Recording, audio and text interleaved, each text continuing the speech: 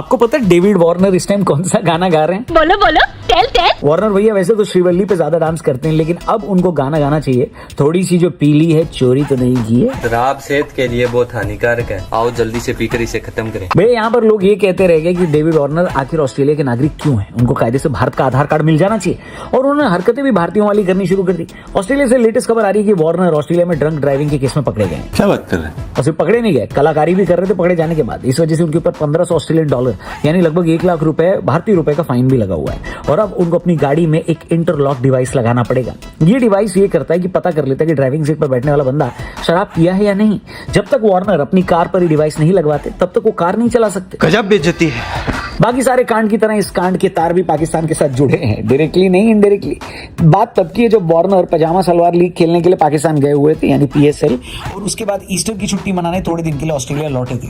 वहां पर एक फंक्शन में उन्होंने 3 ग्लास वाइन पी ली और उसके बाद अपने घर वालों को बोला कि सब लोग गाड़ी में बैठ जाओ, तुम्हें घर छोड़ेंगे और आज गाड़ी तेरा भाई चलाएगा।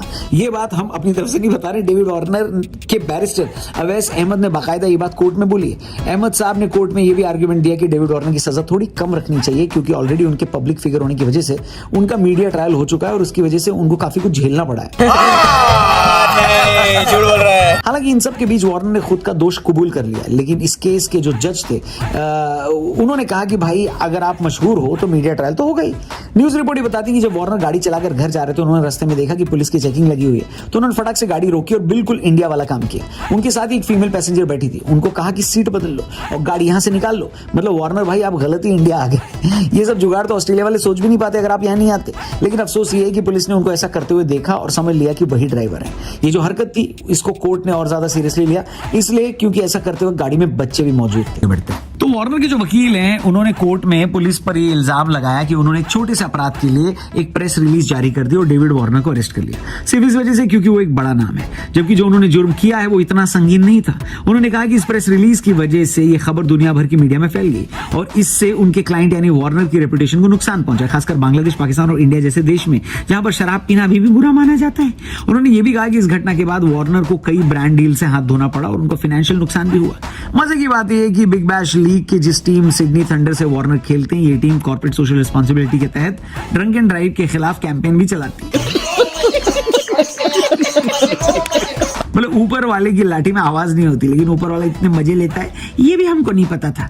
जिस टीम से वार्नर खेल रहे हैं वो टीम ये प्रमोट कर रही है शराब पीकर गाड़ी नहीं चलानी चाहिए। इससे बड़ी आयरनी क्या हो सकती है? फाइनली जज ने ये फैसला सुनाया कि वार्नर शायद ये जुर्म दोबारा नहीं करेंगे, लेकिन क्योंकि वो एक पब्लिक फिगर है, उन्होंने एक गलती करी है, तो एग्जाम्पल सेट करना जरूरी है, क्योंकि ऑस्ट्रेलिया में अभी कई सारे accident drunk and drive case की वजह से हुए हैं।